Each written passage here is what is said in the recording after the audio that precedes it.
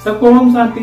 आज हम सब भारत के एक महान पुरुष के विषय में चर्चा करेंगे और जो हमारे देश के 3 बार प्रधानमंत्री पद को जिन्होंने सुशोभित किया और देश के प्रथम प्रधानमंत्री होने का गौरव जिन्हें प्राप्त है।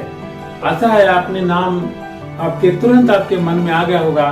पंडित जवाहरलाल नेहरू जो के कश्मीरी ब्राह्मण थे और जिनका जन्म 14 नवंबर के दिन हुआ था, जिसको हम बाल दिवस के रूप में मनाते हैं, और 14 नवंबर 1889 को जिनका जन्म हुआ था 14 नवंबर 1889। यह है उनके जन्म दिन और वर्ष, जिसे आपको याद रखना है।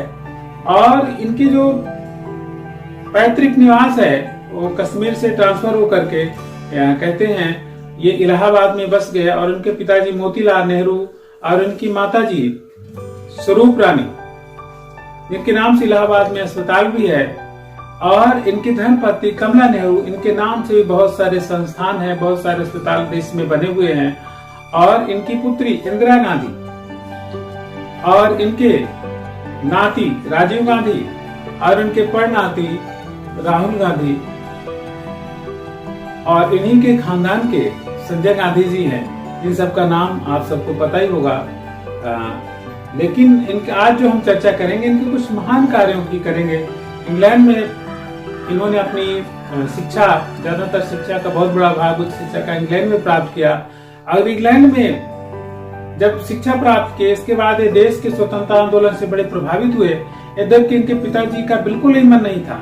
एक पिता जिस प्रकार से इस देश में प्रहलाद जी का नाम है, उसी प्रकार से राजीव गांधी जी के नाना नेहरू जी का नाम है। तो उन्होंने अपने पिता के आदर्शों के विपरीत, उनके पिताजी नहीं चाहते थे कि देश के आंदोलन में शरीक हों, तो उनके न चाहते हुए देश के राजनीतिक, देश की स्वतंत्रता आंदोलन में शामिल हुए और उनका बखूबी नेतृत्व किया। उनके इस त्याग के कारण ही महात्मा गांधी जी उन्हें बहुत पसंद करते थे।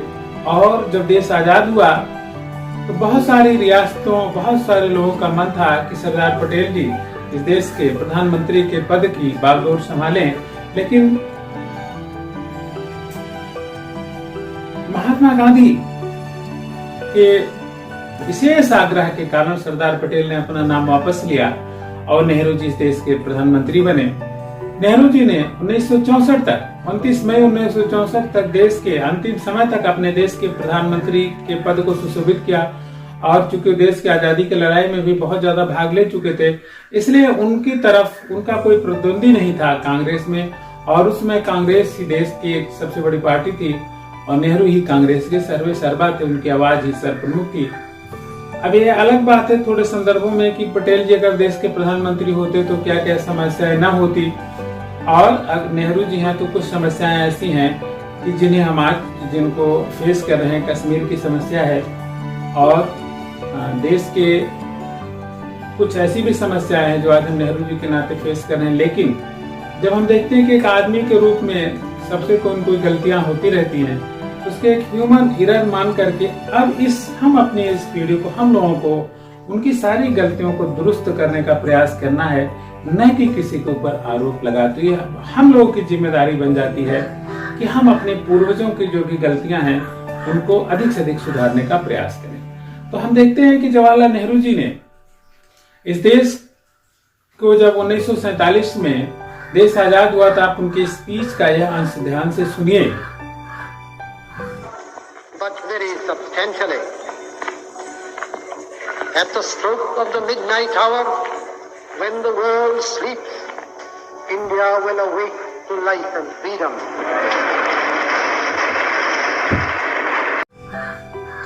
कि 1947 में देश में जब बहुत कम उद्योग धंधे थे और खेती भी, हमारी कृषि भी पिछड़ी हुई थी, उस जमाने में प्रथम सोवियत संघ के मॉडल पर प्रथम पंचवर्षीय योजना लाए उन्होंने। और खेती के विकास को प्रथम पंचवर्षीय योजना में इन्होंने सर्वप्रमुखता दिया और द्वितीय पंचवर्षीय योजना में उद्योगों को प्रमुखता दिया।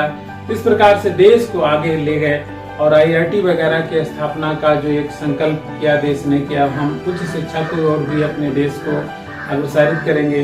अब जो बड़े बड़े बांधों का निर्माण का जो एक काम प्रारंभ हुआ देश में। इसके अलावा ये बड़े उद्योग धंधों को देश के आधुनिक विकास के मंदिर कहा करते थे। गांधी जी का मन था कि हम कुटीर उद्योगों को प्रमुखता देंगे, लेकिन नेहरू जी ने कहा कुटीर उद्योग नहीं, हम बड़े बड़े उद्योग लाएंगे और देश को विकास की दिशा में और आगे ले जाएंगे। तो इस संदर्भ में गांधी जी का और नेहरू जी का थोड़ा सा मतभेद भी था। जैसे स्टालिन वगैरह ने अपने पूर्ववर्तियों से थोड़ा सा मतभेद था, उसी तरह से इनका भी अपने गुरु से थोड़ा मतभेद था, क्योंकि गांधी जी को अपना परम आदर्श मानते थे। और आप सबको पता है कि गांधी जी ग्राम स्वराज्य के ज्यादातर वकालत करते थे, और वह जो ग्राम स्वराज की अवधारणा थी उस समय जब दब गई तो पुनः ये संवैधानिक संशोधन और अन्य माध्यमों से अभी जा करके ये हमारे आदर्श में जो ग्राम पंचायत वगैरह है इसको पुनः कार्यान्वित किया गया, लेकिन उस समय नहीं हो पाया। अगर गांधी जी होते तो शायद ये शुरू से ही लागू हो जाता। दूसरी चीज ये है, जब नेहरू जी को हम याद करते हैं तो हम ये देखते हैं कि बच्चों का बड़ा उनके प्रति स्नेह था और बच्चे भी उन्हें बहुत चाहते थे। इसीलिए उनके जन्मदिन को 14 नवंबर को हम सब बाल दिवस के रूप में मनाते हैं और तरह तरह के प्रतियोगिताओं से लेकर के सब कुछ हम आयोजित करते हैं और उनके कार्यों को जो हम याद करते हैं तो हमें लगता है कि देश के विकास में एक महा पुरोधा और एक युग के समान है, और उनका युग बहुत सारे क्रांतिकारी कदमों के लिए याद किया जाएगा। और देश में जब बहुत ही कम उद्योग धंधे थे और उन्होंने देश के विकास के को आगे की तरफ मोड़ा, तो ऐसे महापुरुष को हम सबका नमन, और हम सबको देश के विकास में अपने योगदान को रेखांकित करने का सदैव प्रयास करना चाहिए।